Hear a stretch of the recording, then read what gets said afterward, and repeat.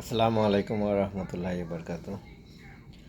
আজকে কিছু চেতনা নিয়ে কিছু কথা বলবো।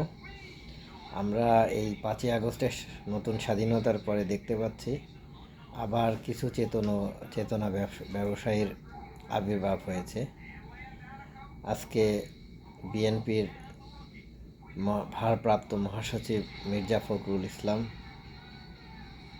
ওনার সাম্প্রতিক একটা বক্তব্য দেখলাম যে 71-এর চেতনায় যারা বিশ্বাসী না তাদেরকে সহায়তা করা যাবে না বা কোনো, কিন্তু আমি ওনার বা বিএনপির নেতাদেরকে বলতে চাই, আসলে ওনাকে নিয়ে আমি কোনো অসম্মান বা কোনো কিছু বলতে চাই না, তবে এই কথাটা বলতে চাই যে বিগত 10-15 বছর উনি মির্জা আব্বাস, আমানুল্লাহ আমান বা এই জাতীয় অনেক নেতার নিয়ে অনেক কথা বা অনেক কানাঘোষা শোনা গেছে যে তাদের জন্য আন্দোলন বিএনপি সফল করতে পারেনি বা কি, যাই হোক, ওনার কি ভূমিকা ছিল বা ছিল না সেই কথা আমি বলবো না। তবে আমি এই কথাটা বলতে চাই, উনি জেনে বা বুঝে নাকি না জেনে না বুঝে এই যে আবার 71-এর চেতনা নিয়ে এসে বিএনপিকে ডোবানোর চিন্তা করছেন না কি করছেন উনি ভালো জানেন, আর বিএনপির শুভাকাঙ্ক্ষীরা আরও ভালো জানবেন। আমি শুধু একটা কথা বলতে চাই, বাংলাদেশের মানুষ এই 53 বছর এই চেতনা নিয়ে যে মানে কথা বা চেতনার যে ব্যবসা, এটাই অতিষ্ঠ হয়ে গেছে। তারা 71-এর চেতনা আর কোনো কিছু শুনতে চায় না।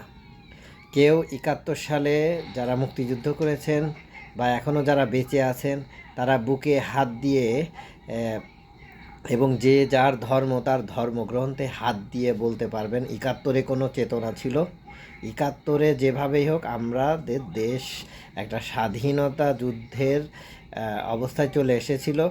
যদি ওই পাকিস্তানের ওই সময়ের রাজনীতিবিদ যারা ছিলেন তারা যদি হঠকারী সিদ্ধান্ত না নিয়ে 69-এর নির্বাচনে যে আওয়ামী লীগ বা আওয়ামী মুসলিম লীগ যারা নির্বাচনে জিতেছিলেন তাদেরকে যদি ক্ষমতা ছেড়ে দিতেন তাহলে কিন্তু কোনো চেতনা ছিল না, কোনো দেশ স্বাধীনের কথা আসতো না। তারপরেও এসে যদি এই 25শে মার্চের রাত্রে যদি পাকিস্তান বাংলাদেশের জনগণের উপর আক্রমণ না করতো তাহলেও কিন্তু স্বাধীনতা যুদ্ধের কথা আসতো না।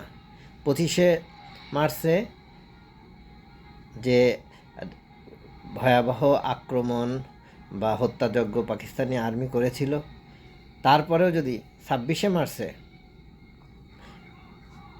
কালুরঘাট থেকে শহীদ প্রেসিডেন্ট জিয়াউর রহমান স্বাধীনতার ঘোষণা না দিতেন তাহলেও কিন্তু বাংলাদেশের ইতিহাস অন্যরকম হওয়ার সম্ভাবনা ছিল। তাই যারাই এই চেতনা বিক্রি করতে চান, চেতনা বিক্রি করে রাজনীতি করতে চান, তাদের রাজনীতি নতুন করে শিখতে হবে। বাংলাদেশের মানুষ জেগে উঠেছে, তারা আর চেতনার ব্যবসা দেখতে চায় না। বাংলাদেশের মানুষ একটাই চেতনা দেখতে চায় যে দুর্নীতিমুক্ত, বৈষম্যমুক্ত একটা সমৃদ্ধশালী বাংলাদেশ দেখতে চাই। এটাই এখন বাংলাদেশের মানুষের একমাত্র চেতনা। তাই আমি বলবো, আপনাদের আল্লাহ যেন শুভবুদ্ধির উদয় করেন এবং বিএনপিতে থেকে ঘাপটি মেরে বিএনপিকে ডুবানোর জন্য, বিএনপিকে পচানোর জন্য নতুন করে কাদের সাইজেন না। কাদের যে চেতনা করে আওয়ামী লীগ যে চেতনা বাংলাদেশ থেকে 71-এর চেতনা, বিশেষ করে 71-এর যে চেতনা, সেই চেতনা 72 সালে শেখ মুজিব হত্যা করেছিলেন। 72 সালেই উনি হত্যা করেছে। 71 সালের আর কোনো চেতনা বাংলাদেশের মানুষের কাছে নাই। তাই একটা কথাই বলবো যে তারেক জিয়া বা ওনারা যারা আছেন তারা যেন আপনাকে থামান, আপনি যেন নতুন করে আর চেতনা ব্যবসায়ী না হয়ে ওঠেন। আপনি বাংলাদেশের মানুষের পালস বোঝার চেষ্টা করেন। বাংলাদেশের মানুষ, বাংলাদেশের এই ছাত্র সমাজ নতুন বাংলাদেশ গড়ার স্বপ্ন নিয়ে, নতুন চেতনা নিয়ে তাদের বুকের তাজা রক্ত ঢেলে দিয়েছে, তারা শহীদ হয়েছে। তাই এই শহীদের রক্তের সাথে বেইমানি না করে বাংলাদেশটাকে কীভাবে সমৃদ্ধশালী করা যায় সেই চেষ্টা করেন।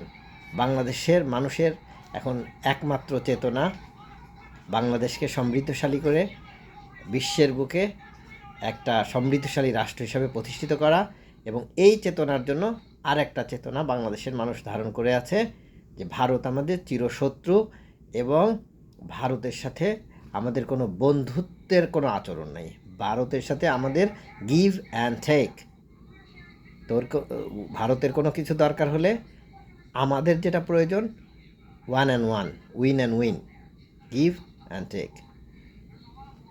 বাট আমাদের ভারতের কোনো করুণার কোনোদিন করেও নাই, দরকারও নাই। এই কথাগুলো বলেই আজকে শেষ করছি। আসলে আমার ওনাকে কোনো অসম্মান করার কোনো ইচ্ছা নাই, কিন্তু ওনার এই জাতীয় কথাবার্তা বা ওনার এই বিএনপি আন্দোলন চলাকালীন সময়েও ওনার আচার আচরণগুলো মানুষের মধ্যে পছন্দ হয়নি। হ্যাঁ, উনি ভদ্র মানুষ, আসলে কেমন ভদ্র সেটা ওনার ভিতরে উনি জানেন, আল্লাহ জানেন। যাই হোক, সবাইকে ধন্যবাদ দিয়ে শেষ করছি। আল্লাহ হাফেজ। ইনকিলাব বাংলাদেশ জিন্দাবাদ।